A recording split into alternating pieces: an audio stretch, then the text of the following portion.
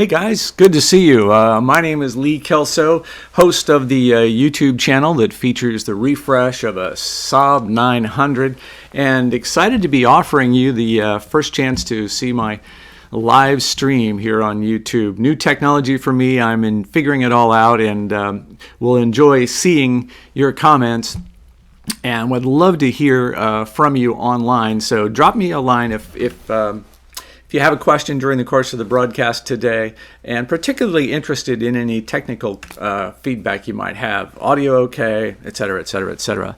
I wanted to get started here with kind of the story of my car and how this all came about. So here's the car that you're seeing me work on in the series. This is a 1989 Saab Turbo convertible. I bought this car for $500 on Craigslist.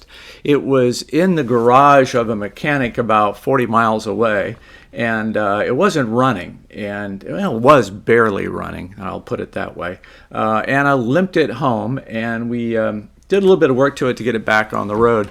Had to change fuel injectors, also changed out the fuel pressure regulator, and eventually it turned out it was the ECU that was bad, causing all the problems. So found a new ECU online, dropped it in, and the car started to run well and actually became pretty reliable. So reliable, as a matter of fact, that in 2015, my wife and I drove this car 300 miles from where we live in Fort Wayne, Indiana, down to Lexington, Kentucky, to the Saab Owners Convention.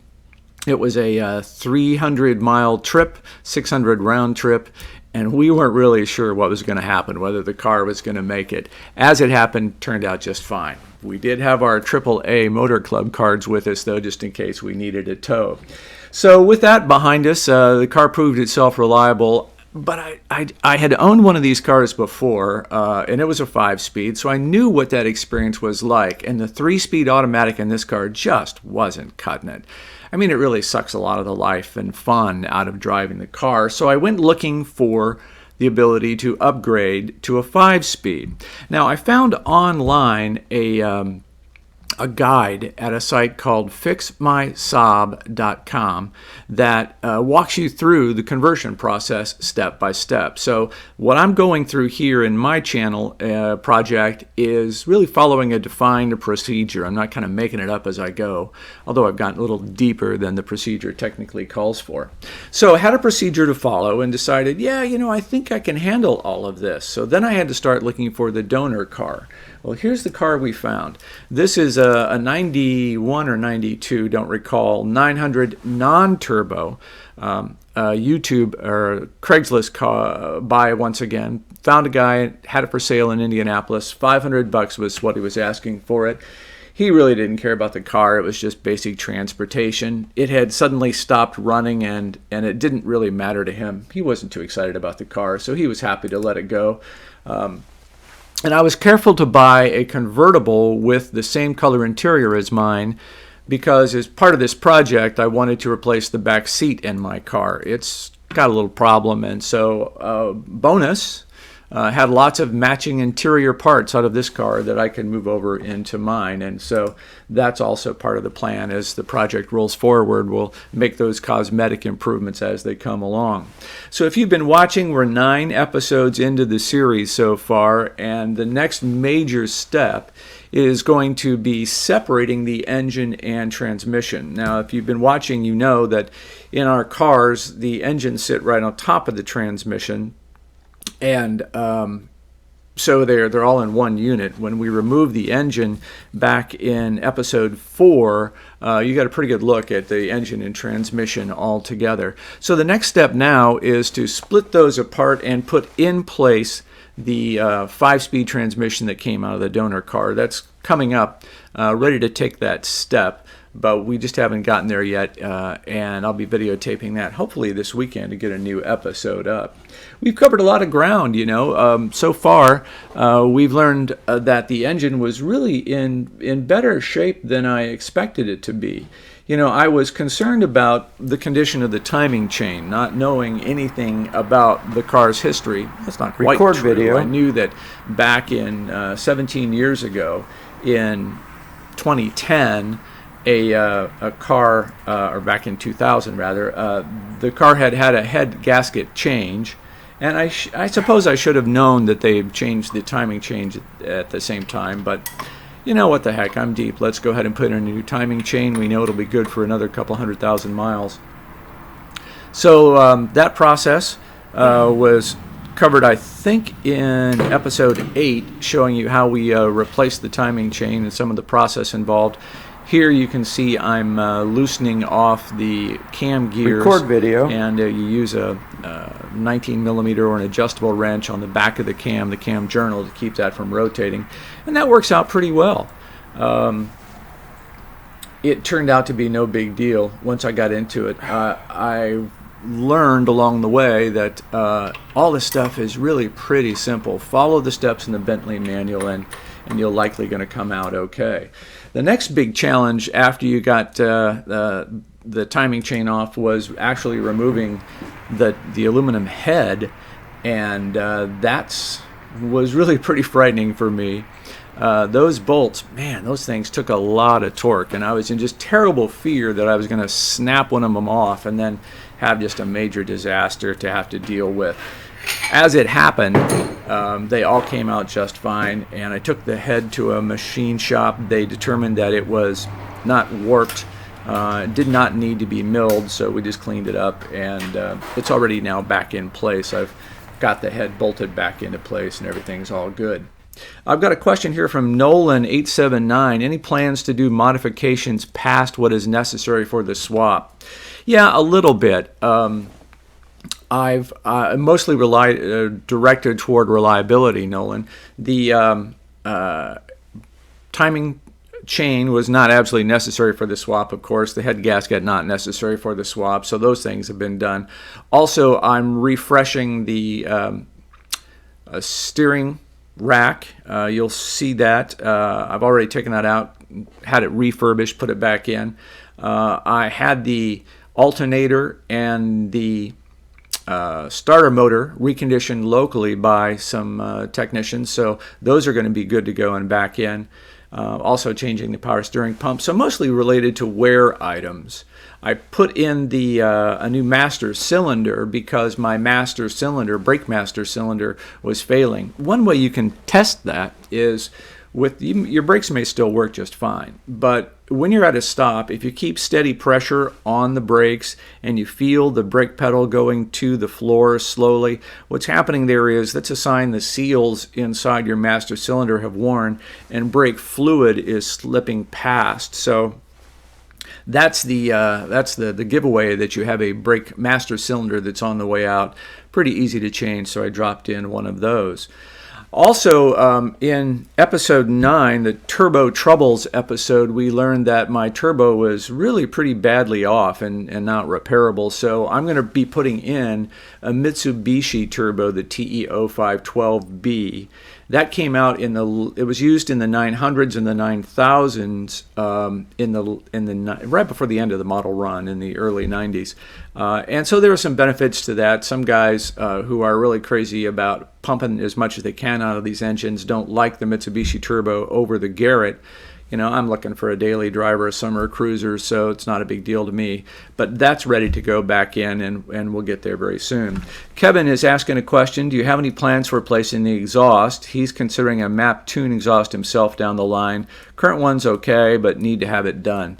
Yeah, as a matter of fact, when I took the exhaust manifold out, it was really interesting how restrictive it looks like that manifold is. I'd love to do a new manifold and a stainless steel performance exhaust all the way back, but that'll probably be a year or two down the road. I'm going to go with my stock manifold for the time being and take a look at a fatter downpipe and make all those improvements down the way. There's a lot of things that you haven't seen yet, and let me just share with you some of those here. Check this out. So because I've got the car apart, I was noticing that I thought my CV joints were beginning to wear, and feeling them as I was making a turn, you could feel this odd vibration. So rather than just replace the CV joints, I found it was more economical to just go for a whole new axle, and that's what I've got here. you haven't seen this yet. I haven't put this up into an episode on the channel, but we'll be getting there shortly. So for about $50, you can buy a whole new axle that has a CV joint and a new tripod there. And that's what we're taking a look at here. That is the timing or the gear for the ABS, and I've got to get that off because my car doesn't have ABS, so I have to pry that gear off. This is a look at the tripod bearing. I don't know if that's the official name, that's what I'm calling it. And that goes into the transmission, so that receives the power. And there I'm showing you the CV joint. So the point of all of this is for about $50 a side, you can replace the entire axle assembly as opposed to replacing just the constant velocity joint. So price is a little more expensive, but not horribly so, and a lot less effort involved, I think, in dropping in a new axle as opposed to putting in a new CV joint. Then you get all the benefits of knowing that that's going to be good for another couple 100,000 miles. Something else you haven't seen yet, you know, when you do the clutch, when you're adding a clutch and a manual transmission to a car that didn't have one, you have to install a clutch fluid line and a clutch master cylinder. So that's what this is. Saab cut the firewalls for these elements. They were prepared the car to go either way, manual or automatic. So very easy to put in a clutch master cylinder. And then I brought over the clutch fluid line, the hydraulic line, from the donor car to my car. And again, pretty straightforward, no big deal. Get it into place, button it up, and you're good to go. It's, I think, going to be pretty easy to handle all the engine compartment components to this clutch assembly. The real bear is the pedal assembly and getting up underneath the dash and installing all of that stuff. It's difficult for me to get that on camera, but we're doing the best we can. I'll show you that in an upcoming episode. So there's your clutch line and your clutch master cylinder installed. The other thing that I've done while I'm working in the engine bay is to try and clean it up a bit. It was pretty grimy. I mean, really very, very grimy. This car had been leaking oil. The steering rack was blowing hydraulic fluid all over the place. It was really grimy mess inside. So cleaned up quite nicely and did a little spray painting. This is not a show car, right? I mean, after all this effort, I just couldn't leave it dirty, but it's never going to be, you know, an award-winning show car. That's not the point. But one of the things that I decided to pop and spend a little extra cash on was a new valve cover treatment. And so I took it to a shop here in town and had the valve cover sandblasted and then enamel coated, so powder coated.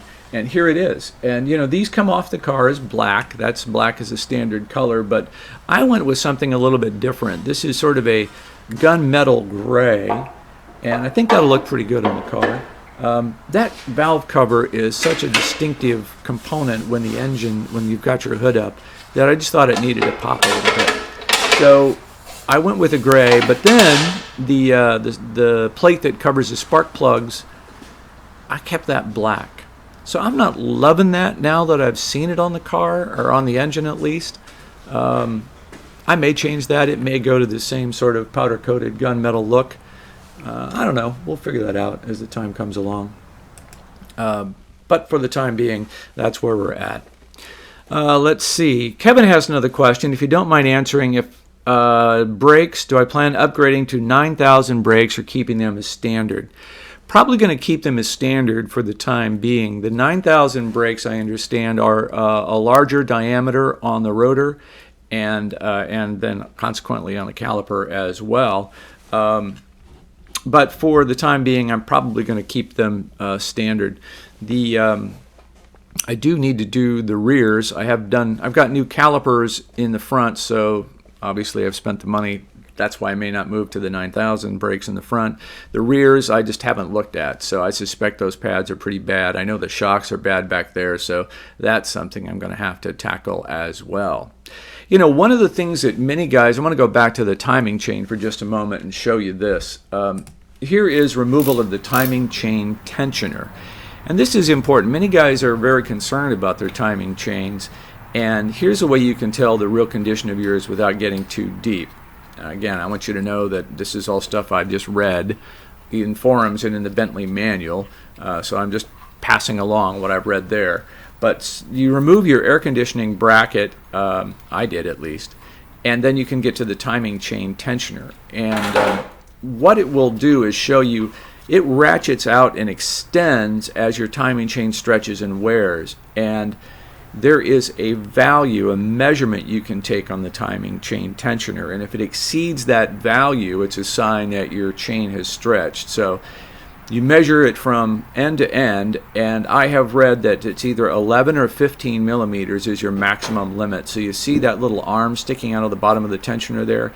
If the total length of your tensioner is either 11 or 15 millimeters, then you have reached its full limit, and it's time to think about changing your timing chain because it has stretched. The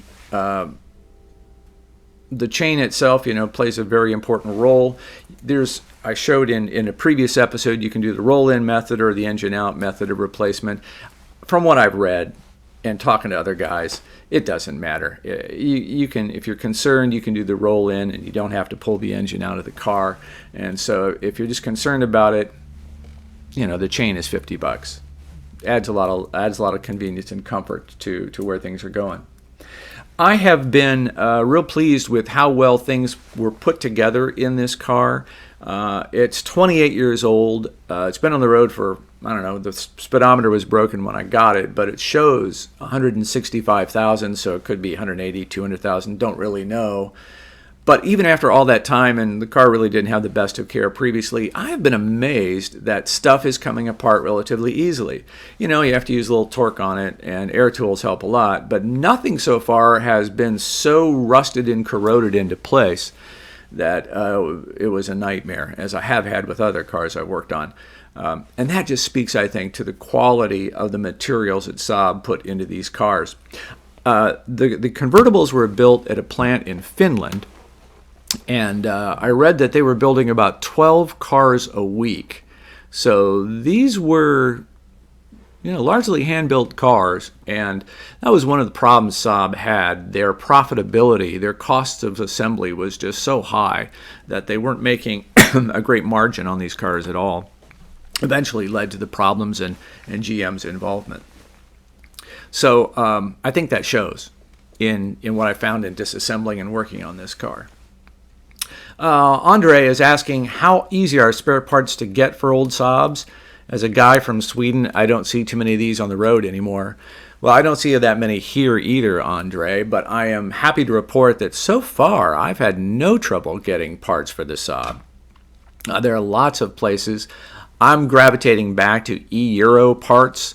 I met those guys at the Saab convention in Lexington, and I thought if they made the commitment to come to that convention and show support for the brand, then I'd return that favor. And so far, ordering has been great. Parts have all been decent. Prices, I don't think, are horrible. I'm going to get to that in just a second. And I've been able to find just about everything. And if I couldn't get it there, some components were available on eBay. I am told, or I have seen, that headlights for these cars are getting very pricey. And so are taillight lenses. So those components, the body components that break through wear and tear, mishaps, accidents, that kind of thing, those are climbing in value, as I think are the cars themselves. Now, they built about 908,000 of the 900 from 1978 to 93, 94 in the convertible, and only about 48,000 of them were convertibles. So we're talking about a relatively small population of vehicles here. So 900,000 of these things out in the wild, 50,000 of them were convertibles, not that many around. So, does rarity equal value in the resale market? I don't know if that's really going to translate. We are seeing some prices climb. I saw on Bring a Trailer, if you haven't been to that website, bringatrailer.com, it's an auction site for interesting cars. They were... I saw one go recently for $12,000 to $15,000. Guys, the mailman has arrived, and my dogs are happy about it, as you can tell. So are these cars going up in value? I think so, but I don't think we're going to get into, the range of where Porsches just shot up and they're going nuts. I don't see that happening for us, but I think we might be on a gentle increase in exactly what we're going to be able to get for these cars. Nolan again asks, have you seen any of the Mighty Car Mods videos on their Saab 900? Yeah, the dogs like the mailman, can't you tell? No, I haven't, so I'm going to have to look for that. I like those guys at Mighty Car Mods. I just haven't found their episodes on the Saab just yet. So let me share with you where I'm at financially on this project. Guys are always interested to know, so here's the story. The donor car was $500, covered that already. Just recently bought a new turbo. So you can see the cost there, about $265. Several different gasket kits that I've purchased. A couple of gasket kits from Euro Parts. Dropping in new motor mounts. It says 2. There's actually 3 that'll be going into the car. The clutch master cylinder was about $100. I neglected to include the clutch kit itself, which is the pressure plate and the clutch disc and the bearing. That was probably another $150. The half shafts there, steering rack.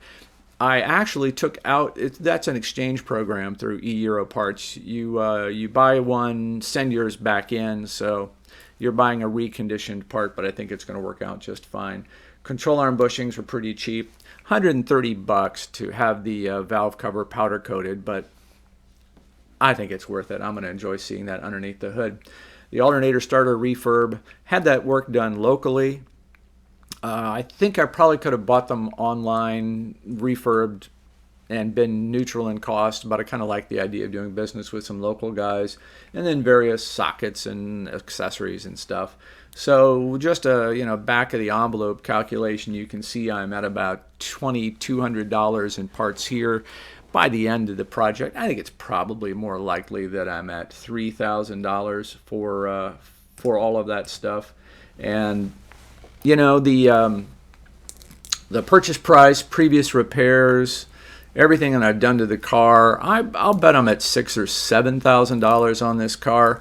Probably going to be closer to 9 or 10 by the time I get through any exhaust changes and the body work that needs to happen. So I don't plan on selling it. I like the car. I enjoy driving it. My wife and I really enjoy heading out and just exploring the countryside on a summer afternoon. So $10,000, yeah, it's worth it to me. Now the question here, on the tensioner, I believe it's 15 millimeters. Michael says he did the roll-in method on his 9.5 and it's been great since. See, there you go. I have seen it reported as both 11 and 15, so double check your own sources there, but the concept remains the same. It's an easy way to tell if your chain is in need, and Michael says his has been great. He's got no problems, and I think it's worth the peace of mind. It's an interference engine. If that chain breaks, you're into valves and pistons colliding, and that can be just a very expensive repair.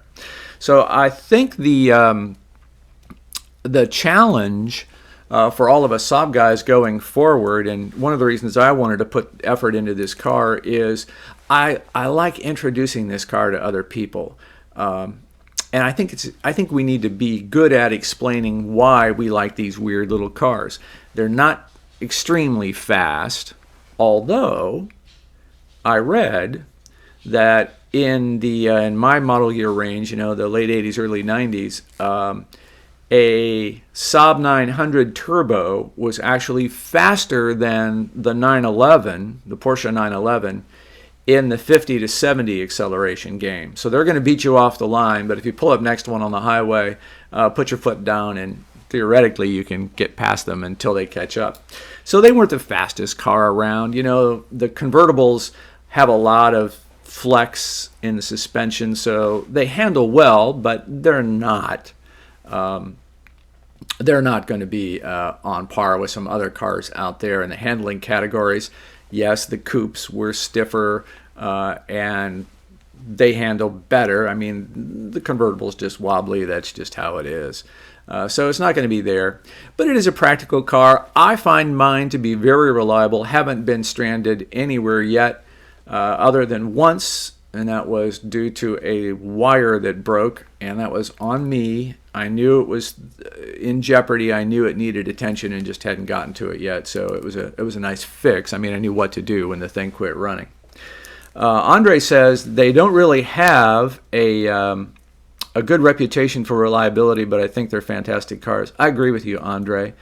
And I do think, he also says, as you can see there in the comments, live comments, if you're not watching those, they are a good bang for the buck in the market. Now, I don't have any experience with the newer GM versions, the 9.3s and 9.5s, but I'm seeing a lot of those cars for sale, and you're right, they are a good value. Kevin also suggests changing the clutch slave cylinder. If I have an original, could issue down the road. Yeah, good point. Good point. I'll look into that. In fact, I'll make a note of that right now. Hey, here's something that I did find out. Thanks for the reminder on this, Kevin. My car, the transmission that I'm putting into this car, has a gear set that I think is, I might get this wrong, a Series 5. And that has to do with the final drive ratios in the transmission. So it all has to do with, are you going to get at higher speed, on the highway speed, where will your RPM range be? Right now in my car at 70 miles an hour, I'm turning, I think, almost 3,000 RPM in the automatic. And that's unpleasant, right? I'd like to see that down another 500 RPM to about 2,500 RPM. The car just feels different. It's not so buzzy at that point. So you can get there by altering the gear set in your transmission. And they have, I talked to a guy who's coming out with a version that is designed, he's customized these ratios. So you're going to get good performance off the line. It's going to be geared toward keeping your boost range and torque in the boost range where you want it to be as you're pulling away from a stoplight and just having fun driving the car. But then a very high end gear for highway driving, so you'll have that high speed with low RPM. And I think he's calling that a set 8. And it's going to be on the market soon. He said it's going to be about $1,000. I don't know if I can talk him into some little promotional element to shoot me a discount, and I'll help him promote it on the channel. But I'd love to see that happen. The cool thing about these cars is you can make that change with the transmission still in the car. So more fun there, huh? Stephen Kelso. Pedal assemblies between the donor and the driver. Thank you. That's my son who's been assisting me on this process. I did not cover that. Appreciate the reminder. I took the pedal assembly out of my donor car and brought it over into my car, and the dang thing just would not fit. Now, I was under the understanding that almost everything from in the 900 series line moves forward, that they're all interchangeable, but not the pedal assembly. What I came to find out is you don't have to pull the pedal assembly out. You can just remove your old brake pedal out of the automatic, that big fat brake pedal. Just remove that, unbolt it, pull it out, bolt in the skinny brake pedal from the 5-speed, and then you can also bolt in the clutch. So, hey, that's great.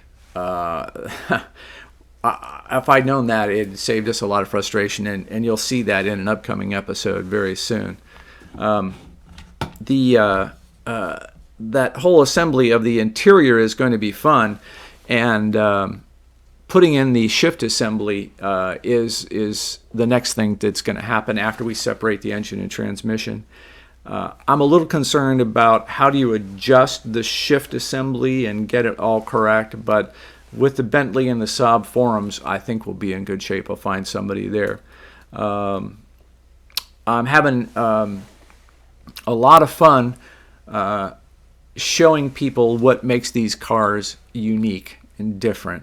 Saab's engineering definitely was unusual, and that has caused me to have to fabricate a couple of tools. and you'll see that in an upcoming episode. There are some weird little triangle bolts, or nuts rather, triangle nuts that hold the shift assembly into place, and had to take a socket and grind it down in order to make that happen, but we'll cover that in an upcoming episode. Wow, guys, I've droned on for half an hour here. I appreciate having everybody on board. The last minute notice I was a little concerned about, but thanks, guys. I appreciate you dropping in here for this stream. And I would like to let me know if you'd be interested in maybe a monthly update like this. And I'd also like to bring some experts to the table. I can incorporate people via Skype, and there's somebody you'd like to see, something you'd like to learn about. I think the guys from Swedish Dynamics are going to be pretty interesting to talk to, so we'll get them on board as well.